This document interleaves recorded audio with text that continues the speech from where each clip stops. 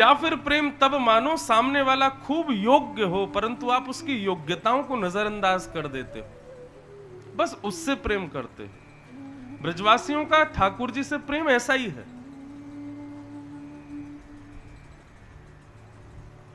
ब्रजवासी स्वीकार नहीं करते भगवान की प्रभुता को।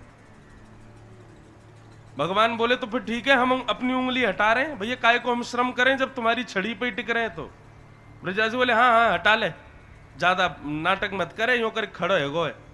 ठाकुर जी बोले ठीक है संभालो। जैसे ही ठाकुर जी ने अपनी उंगली नेक नीचे करी, हल्की करी, नेक ढीली करी, बस इतने में तो महाराज गिरिराज जी को छोटे मोटे पत्थर थोड़े ही हैं। आज भी गिरिराज जी के 100 शिखरों में से 3 शिखर दिखते हैं बस। जब ठाकुर जी ने गिरिराज जी उठाए थे उस समय तो 100 शिखर थे गिरिराज जी में। गिरिराज जी रोज एक तिल भीतर प्रवेश कर रहे हैं ना पृथ्वी में।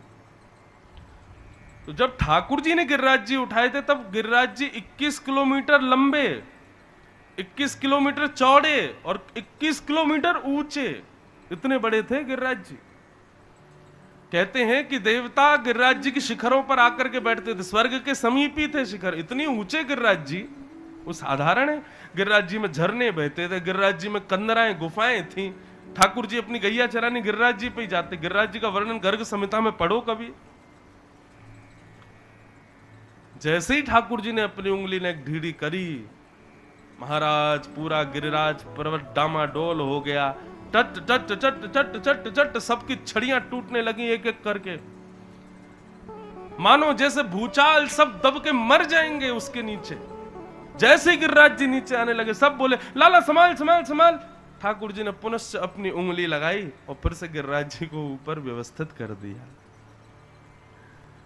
अब तो 21 किलोमीटर दूर दूर तक कोई और सपोर्ट ही नहीं है, अकेले ठाकुर जी खड़े हैं। बाकी अदा से एक भुजा कमर पर लगाए, दूसरी भुजा से गिरिराज जी को धारण करके खड़े हैं। ब्रजवासियों के मुंह खुले रह गए, आंख खुली रह गई। सब कहें लाला ये सच में तेरी उंगली पर टिक रहे हैं गिरिराज जी? ठाकुर जी बोले हम बे। ब्रजवासी बोले लाला आज तो को बतानी पड़ेगी तेरी उंगली में इतनी शक्ति कहां से आई, तो में इतनी ताकत कैसे आ गई, तेने इतना बड़ा गिरिराज पर्वत कैसे उठा लियो? हमारे पूर्वजन की लाठी, ऐसी मोटी मोटी लाठी कभी टूट ना सके, कभी जर्जर ना हो सके, आज क्षतिग्रस्त है गई और तेरी नेक्सी सी उंगली ने पूरा गिरिराज जी उठा लियो, तो मैं इतना बल कहां से आयो लाला? भगवान बोले हम जय जय हैं, हम भगवान हैं, आओ प्रणाम करो। हम तो बचपन से कहते आ रहे हैं भैया हम जय जय हैं, तुम लोग मानो ही ना हो। अरे भैया ये नंद यशोदा के यहाँ साक्षात पर ब्रह्म के रूप में मेरो अवतार भयो है, आओ चलो प्रणाम करो, आओ। ए मधुमंगल सीधा में चल दंडवत कर। ब्रजवासी बोले अरे जय जय, तेने ऐसा कौन सा काम कियो जो तू जय जय? हमने पूतना मारी, अघासुर मारो, बकासुर मारो, धेनुकासुर मारो, कालिया नाग मारो, आज गिरिराज जी उठा लियो, अब तो मान जाओ मैं जय जय हूं, मैं भगवान हूं भैया। ब्रजवासी बोले बस बस ज्यादा मत बोले कर, तेने मारी पूतना।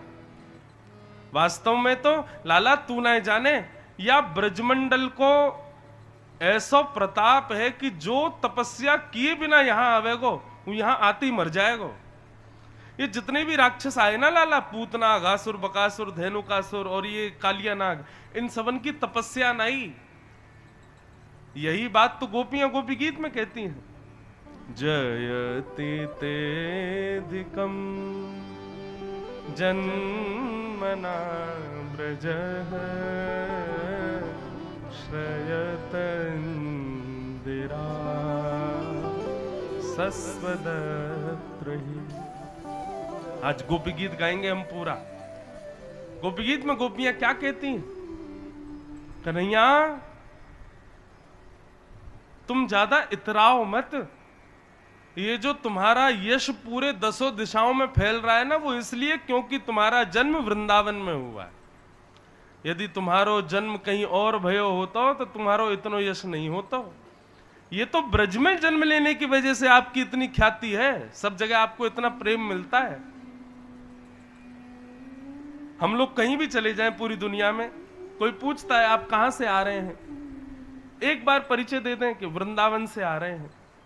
महाराज वृंदावन से आ रहे हैं, नाम सुनते ही आदमी इतना प्रसन्न हो जाता। आप वृंदावन से आ रहे हो? जी, वहीं जहां ठाकुर जी ने लीला की। मैंने कहा सोचो, ठाकुर जी कहीं और जन्म में होते तो इतनी ख्याति, इतना यश नहीं होता ठाकुर जी का। ये तो ब्रज की वजह से ही है ठाकुर जी इतने प्रिय सबको।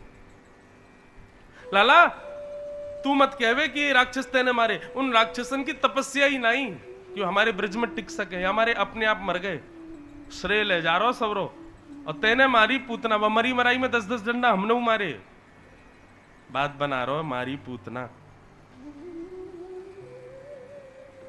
सच्ची सच्ची बता, तेरी उंगली में इतनी शक्ति कहां से आई? और यदि तेने नहीं बताई ना, फिर देखियो लाला। बस यही भाव प्रिय है ठाकुर जी को। ब्रजवासी ठाकुर जी को भगवान नहीं मानते। हम भगवान को भगवान जब मानते हैं ना, तो एक दूरी बन जाती है ठाकुर जी से, डर भय बन जाता है हृदय में, ये भगवान है। लेकिन जब अपना मानते हैं किसी को, तो उससे भय नहीं होता, उससे दूरी नहीं होती, उससे समरसता होती है, समीपता होती है।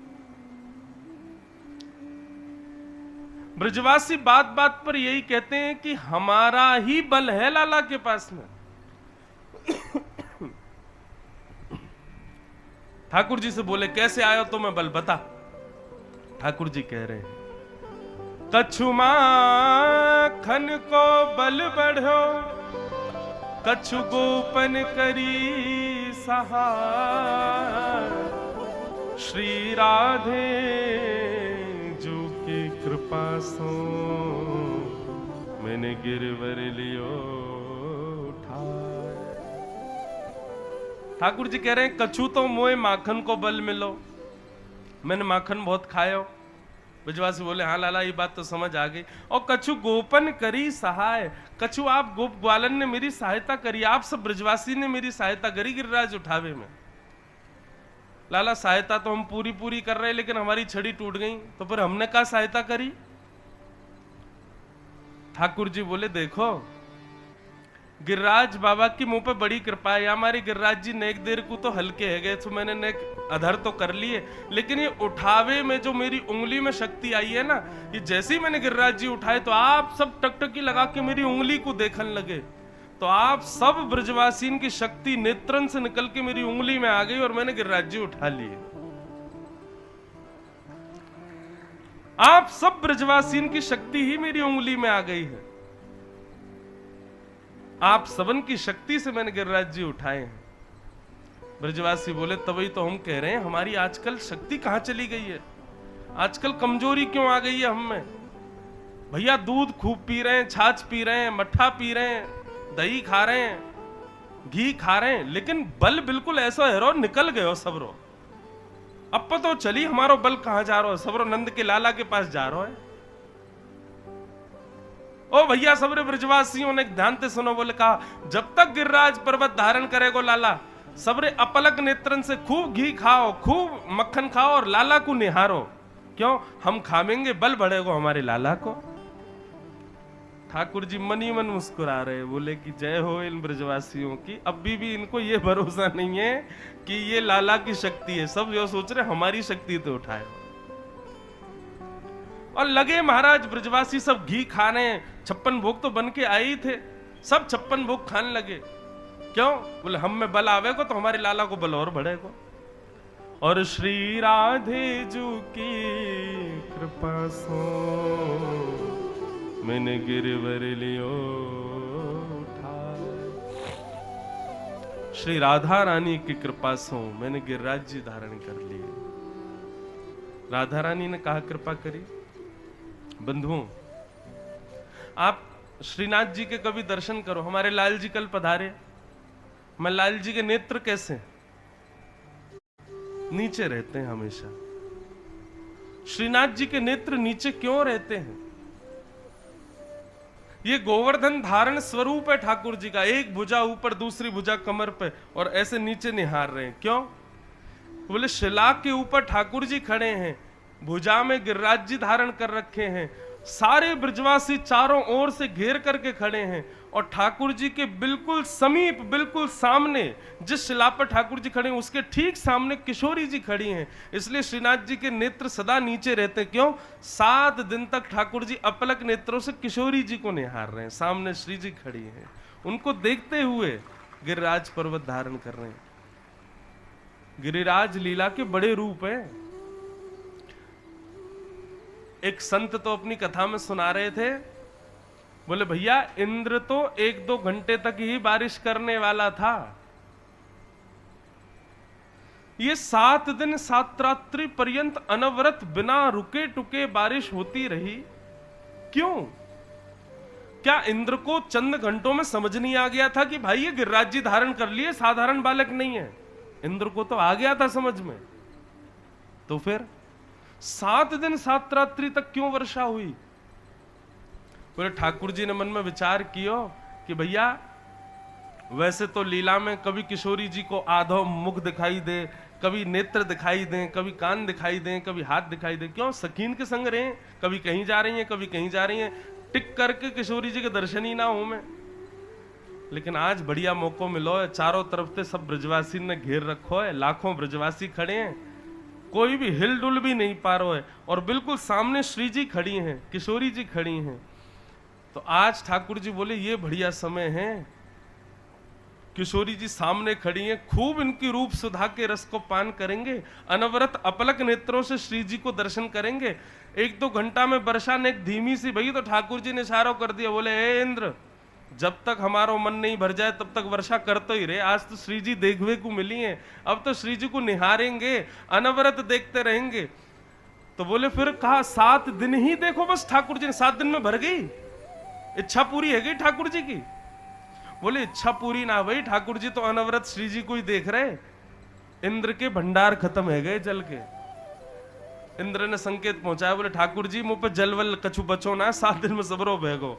तब 7 दिन बाद वर्षा बंद भई। नहीं तो ठाकुर जी तो महाराज श्री जी को देखने में ऐसे व्यस्त भये कि अनवरत अनादि काल तक इंद्र वर्षा करते रहते और ठाकुर जी यूं ही खड़े रहते श्री जी को देखने के।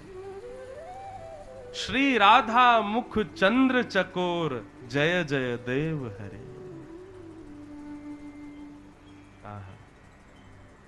जब देखी वृषभानुजा, हिय विच उठी हूक, वंशी रह गई हाथ में, फिर न लागी फूक।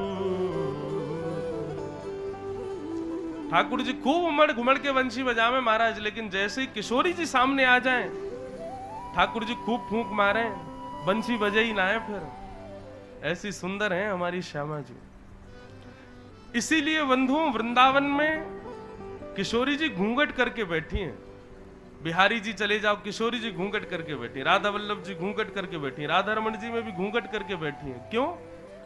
हमारे वृंदावन में श्री जी ने घूंघट क्यों कर रखो है? यही मारे कि बोले ये जो लाल जी ऐसे खड़े हैं ना, यदि किशोरी जी घूंघट ऊपर कर लेंगे तो ऐसे खड़े रहेंगे, फिर उन्हीं को ही देखेंगे। आप लोग फिर बिहारी जी जाओगे, ठाकुर जी को केवल इतना ही अंग देखोगे, क्योंकि वो तो श्री जी को देखवे के चकोर है। या हमारे वैष्णवन को दर्शन ठाकुर जी के है सकें, ठाकुर जी को वैष्णव देख सकें, हम वैष्णवन पर कृपा करवे के काजी श्री जी घूंघट करके बैठी है कि नहीं सीधे सीधे खड़े रहो, सब वैष्णवन को दर्शन दो।